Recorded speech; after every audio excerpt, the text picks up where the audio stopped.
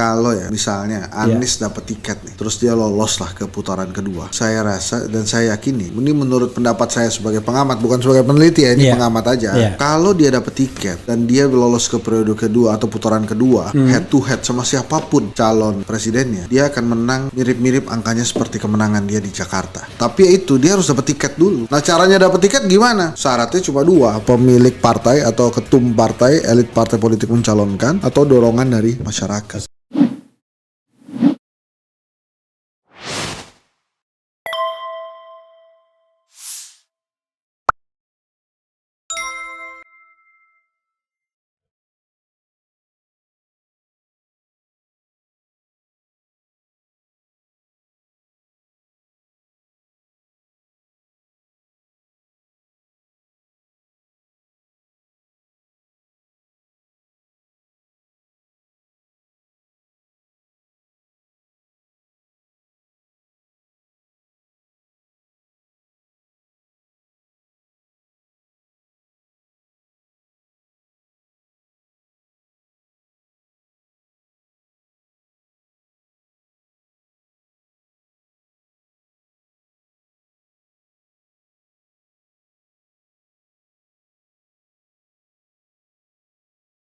Tapi gini, bro, sebenarnya yang tipis-tipis itu Prabowo sama Ganjar Prabowo, tapi Anies agak jauh loh. Enggak juga. Waktu ini bukan karena saya belain Anies, enggak. Iya. Tapi itu bisa terjadi macam-macam, makanya ini kedai kopi kan mau launching survei nih. Iya. Saya intip juga tuh hasil, kalau cuma bertiga itu mepet, bro. Mepet. Oke, kalau bukan head to head ya. Iya. Head to head. Head another. Nah, sekarang gini, kenapa Ganjar dan Erick Thohir itu tinggi? Karena suaranya Ganjar sih udah tinggi, bukan karena Erick Thohir loh. Iya. Wapres mah nggak gede gitu.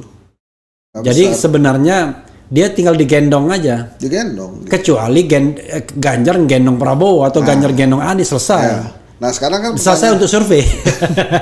Sekarang pertanyaan yang menarik itu, mungkin nggak Ganjar dicalonkan gitu kan. Nah, itu menurut pandangan saya per hari ini ya. Per hari ini kita ngobrol, itu Puan rekan saya lebih besar dan harusnya Ganjar untuk PDIP. Untuk PDI Perjuangan. Tapi untuk KIB kan sudah ada Skoci. Nah, apa berani Ganjar begitu pindah? Saya sih, ayolah kita taruhan belangkon di sini ya. Iya. Kalau di Jawa Tengah, enggak Alphard, enggak ya? Enggak, saya enggak punya. Soalnya ada yang Alphard yang berani. Iya, saya enggak punya. Kita belangkon aja. Saya punya belangkon asli Demak, bro, dari Sultan Demak. Itu kalau di Jawa Tengah, Puan di PDI Perjuangan, Ganjar di KIB, adu di Jawa Tengah, kalah Ganjar di KIB. Ya pastilah. Yakin saya. Karena itu kan masuknya di PDI Perjuangan ya. Karena begini, kalau pemilih Ganjar itu pemilih PDIP yang rasional. Nah, ya kan? Ya kan? Kalau pemilih yang ini pemilih yang lebih emosional, lebih punya ikatan partai, Soekarnoisme dan lain sebagainya. Ya, Dan makanya itu kita lebih banyak orang-orang yang begitu dibandingkan. Makanya kalau tentang, saya kan suka kasih tips-tips ya. Ini gimana cara kita milih calon-calon presiden ini? Ya udah, lihat saja apa yang dilakukan. Tapi bro, gini, yang menarik adalah yang saya masih belum bisa mendapatkan jawaban. Kenapa Prabowo itu masih nomor 1 gitu? Ya dia punya surveinya tabungan elektabilitas, bro. Ya tapi kan ya sih memang dia karena Sandiaga Uno, coba tanya lembaga-lembaga survei lain. Di survei, siapa cawapres paling tinggi? Paling tinggi Sandi Uno. Cuma ya, di sini nih, di Refli Harun, jika Pilpres dilakukan hari ini, mana di antara nama ini yang Anda pilih? Terpaksa kita menyebutkan 5 nama di sini, kan cuma 5 kan bisanya. Beson Abjad, Erlangga Hartarto, Anies Baswedan, Ganjar Pranowo, Prabowo Subianto, Puan Maharani. Anda tebak siapa yang menang? Ganjar Pranowo. Ente tidak tahu pengikutnya Refli Harun Channel. Oh, Anies Baswedan nanti. Itu Anies paling tinggi.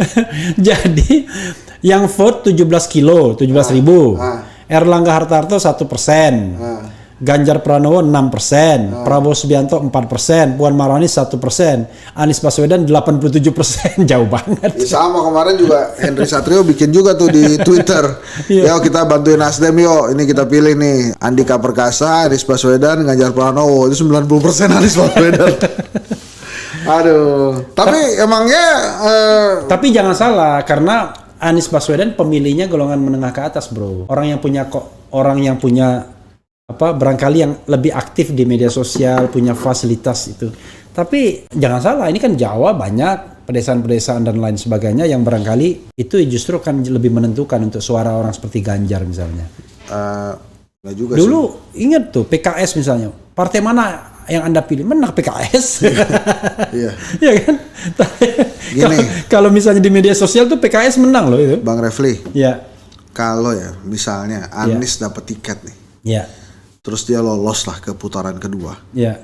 Saya rasa dan saya yakini gitu. Ini menurut pendapat saya sebagai pengamat, bukan sebagai peneliti ya, ini pengamat aja. Kalau dia dapat tiket dan dia lolos ke periode kedua atau putaran kedua, head to head sama siapapun calon presidennya, menang. Dia akan menang mirip-mirip angkanya seperti kemenangan dia di Jakarta. Oke, berarti dia menang 60% ya waktu itu. 57. Itu pengamat ya, bukan peneliti nih. Ntar gue salah kalau peneliti kan memang harus ada dasar-dasarnya. Ini sebagai pengamat aja. Tapi ya itu dia harus dapat tiket dulu. Nah, caranya dapat tiket gimana? Syaratnya cuma dua, pemilik partai atau ketum partai, elit partai politik mencalonkan, atau dorongan dari masyarakat. Gitu.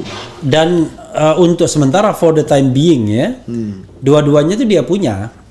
Ya. Kan dorongan masyarakat ada elit partai minimal Surya Paloh. Ya, minimal Surya Paloh oke. Gitu. Jadi Surya Paloh, PKS juga mungkin. Cuma kan Surya Paloh sama PKS nggak cukup. Tapi Surya Paloh dan PKB cukup tuh langsung. Nah, ini menurut Bang Refli, ini saya tanya lagi, nggak apa-apa ya pemirsa, saya tanya yang boleh, kita bebas saja. Ini bebas. Apalagi kan Mie Aceh belum datang. Ini Mie Aceh udah datang belum? Oh, belum. Oh, sudah datang. Oh, kalau sudah ada di sini aja, terus sini aja. Apa sambil nggak makan apa-apa, jadi properti juga kan? Iya. Kita liatin gitu. Mana Bang? Mungkin nggak? Nanti kira-kira menurut Bang Refli, Surya Paloh itu akan pilih Anies atau Ganjar sebagai calon presiden? Begini, saya mengatakan Surya Paloh ini melakukan pendekatan politik toleh kanan toleh kiri. Jadi toleh kanan toleh kiri. Andika itu ya jaga hati nggak? Maksudnya jaga hati itu jaga perasaan orang lain nggak? Nggak juga. Cuma toleh kanan toleh kiri. Toleh kanan toleh kiri itu dalam pengertian mana yang kira-kira peluangnya paling besar. Karena dia posisinya agak di tengah sekarang. Oke. Nah, dia kan nggak doyan, paling cuma sama PDIP. Karena hubungan personal sama Meganya kan nggak bagus. Ya. Jadi kalau dia misalnya toleh kirinya itu bisa memastikan Ganjar di sana, tapi dia jadi kingmaker, PDIP nggak ada, bisa jadi kejadian posisi berdiri tadi. KIB plus Nasdem. Kan begitu. Ya. Posisi berdiri tadi. Tapi kalau PDIP nimbrung di sana, dia mungkin nggak mau dia, karena dia nggak akan jadi kingmaker. Kan Surya Paloh kan ketika pembentukan kabinet ini kan agak kecewa, karena dia merasa kok dia yang menyumbang lebih besar dibandingkan kemarin, bukan dibandingkan PDIP, dibandingkan kemarin, portofolio dia tidak se-powerful kemarin. Kemarin kan Jaksa Agung misalnya kan. Tinggi. Nah, karena itu sangat ditentukan. Cuma masalahnya adalah dari sisi kedekatan psikologis atau kedekatan chemistry mungkin sama Anies. Karena Surya Paloh sama Anies jauh lebih punya histori. Iya. Saya nggak pernah lihat misalnya Ganjar ketemu Surya Paloh loh. Pernah nggak dengar? Belum. Nah, belum. Pertanyaannya kenapa Ganjar kemudian bisa di situ? Ya, menarik tuh. Ya kan? Berarti mungkin dia mendengarkan aja. Ya tadi dia menjaga toleh kiri tadi. Jadi ya kita kan juga harus menghitung bahwa dia juga pengusaha, dia juga politisi, dia juga pemilik media. Makanya kalau dia hitungannya sebagai pengusaha, kenapa nggak ada nama Erick Thohir di situ? Pertanyaannya itu kan saya tanyakan kepada Bro. Kok nanya balik lagi ke saya? Karena mungkin lebih aman ya. Karena tadi kan mantep. Walaupun ada ada Erick Thohir misalnya, kan justru nanti bargaining position dia makin lemah di sana. Tadi saya bilang diambil dua, udah kita ambil dua, udah dia nggak bisa ngapa-ngapain lagi. Iya. Gitu. Walaupun si Surya Paloh punya sejarah untuk membuat kejutan-kejutan ya. Iya. Dan dia itu berani menjadi frontliner untuk apa-apa. Dulu jangan lupa. Ridwan Kamil segala. Iya, Ridwan Kamil, kemudian Ahok walaupun nggak berhasil kan. Kemudian Jokowi dia dulu loh yang dia ya, dia deklarasikan baru ikut kemudian PD Perjuangan gitu. Dan dia dengan terang-terangan menggunakan ikon Jokowi kan. Ya, ya. Nah, Nasdem presidenku Jokowi, Nasdem partaiku. Saudara sekalian, nggak apa-apa ya kita sambil makan ya. Yang saya hadapi ini adalah orang besar.